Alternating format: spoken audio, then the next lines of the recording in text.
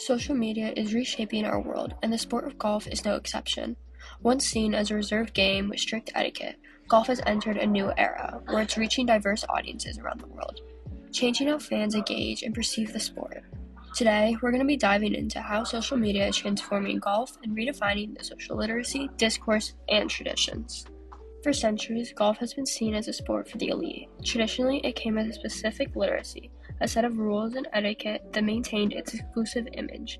Author Richard Moss described how country clubs aimed to perceive aspects of Victorian culture.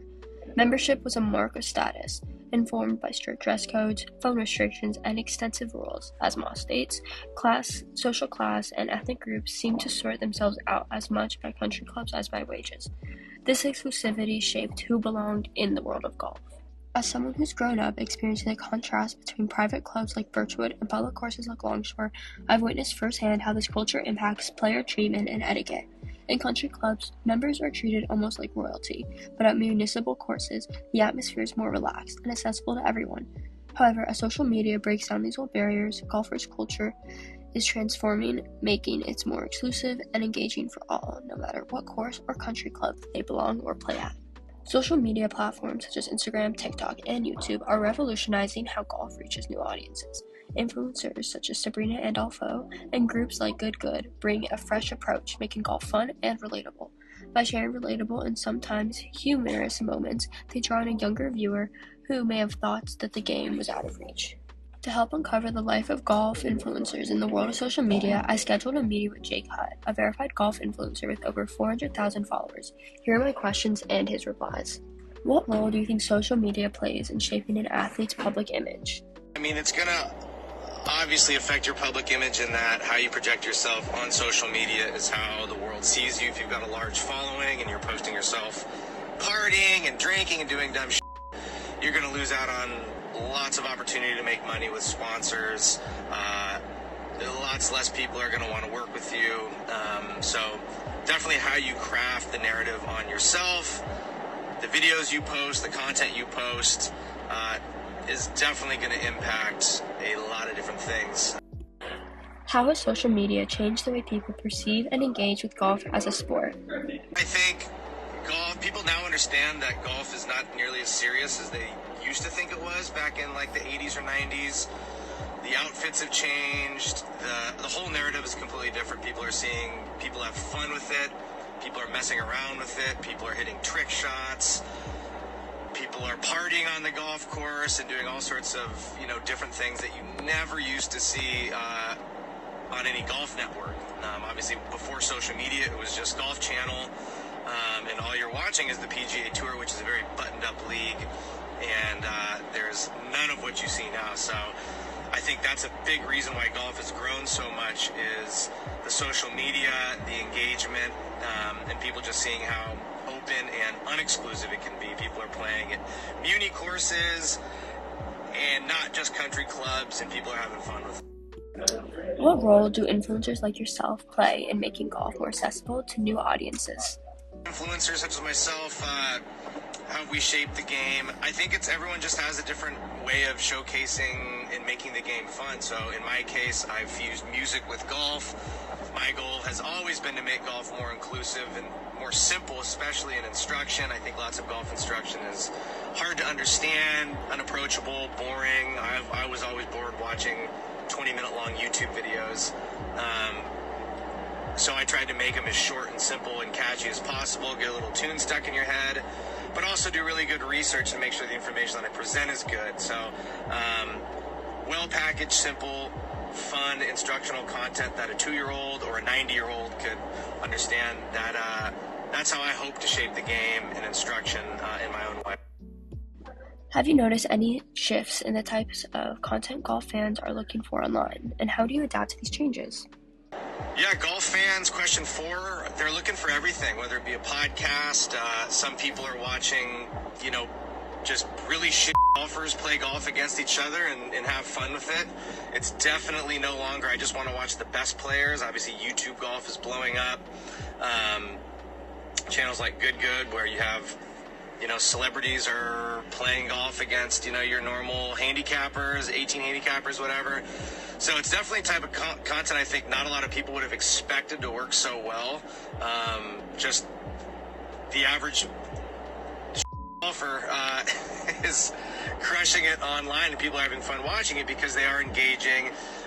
They create fun content. It's relatable, and I think that's probably the biggest shift is people have realized that it's not just the best golfers people want to watch. It's ultimately the most entertaining people, I think, that people engage with most. Do you think social media has made golf feel more inclusive or approachable?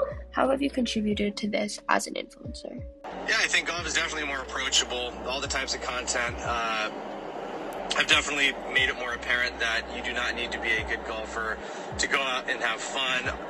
People have also realized, I think most people are really bad at golf, so if you want to go out and play a scramble, if you're in a corporate setting and you're afraid to play, afraid to go out with your team or afraid to go out with your boss, I think people now are realizing that all they need to do is just keep up, have a good attitude, and they can go out and they can enjoy the game and utilize the networking and all the advantages that come along with being on the course and playing. Whereas I think once before, I think people were probably a lot more intimidated, thinking that they needed to be way better than they are, and now people are realizing that everyone really does suck at golf. Through platforms like TikTok, influencers show us that even pros face challenges, creating an accessible narrative around golf. This change in tone is significant. It's building a community and allowing fans to see players as real people, and that is something that is completely new for the game of golf. While social media has opened doors, there are also downsides, like with everything.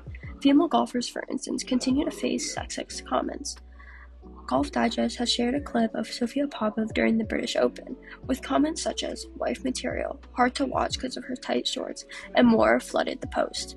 This toxicity isn't just online, whether it's sexual comments or comments regarding players' capabilities.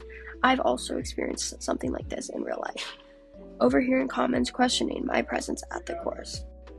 Now we have an interview with the Associate Dean for the Media School at Indiana University. Let's hear what he has to say from his personal experience. In your opinion, how has social media changed the way fans engage with sports? Summarizing some of the points that Professor Calvio gave to me, two major changes in the fandom are the ability to connect with others across geographical boundaries and the direct access to unfiltered content. In the 90s, fans relied on newspapers, TVs, and radios with information filtered by sports editors, limiting reach and perspectives. Today, social media allows fans to interact globally, growing fan bases and enabling leagues like the WNBA to engage directly with diverse audiences, bypassing traditional media constraints. What role do you think social media plays in shaping a team's or athlete's public image? From Calvio's professional experience, he says that organizations shape how fans perceive them by framing themselves in specific ways. For example, the Celtics emphasize professionalism and tradition, while the Miami Heat focus on youthfulness, trendiness, and being socially savvy. By sharing fun, attractive, and compelling content, they create a cool factor that fans aspire to be a part of. This shift contrasts with the past, when traditional media focused solely on factual reporting.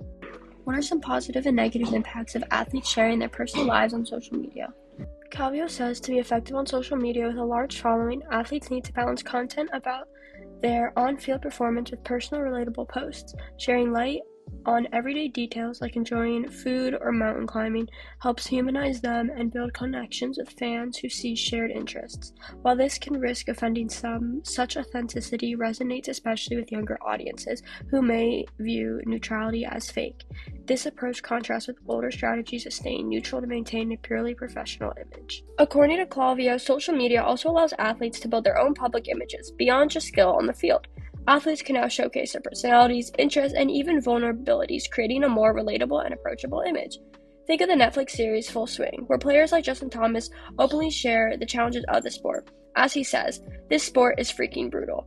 It's this honesty that makes pro players feel more real to us. Marketing around golf has evolved. Advertisements have shifted from wordy traditional ads in the 70s to more bold and visually engaging content today. We see brands collaborating with players like Brooke Henderson's partnership with Skechers. This transition from simple endorsements to full partnerships shows golf adapting to modern digital trends and furthering their connection with younger fans. Social media's impact on golf is reshaping the sport's discourse, broadening its appeal and connecting players with fans on a global scale. Platforms like YouTube and Instagram are breaking down traditional barriers, letting golf be serious and playful, relatable yet challenging. And in doing so, is not only bringing new people to the game, but also creating a new inclusive identity for golf. Thank you for joining me on this journey through the changing world of golf. From traditional country clubs to the digital realm, golf is evolving, and I can't wait to see where it goes next. Make sure to follow and join the conversation.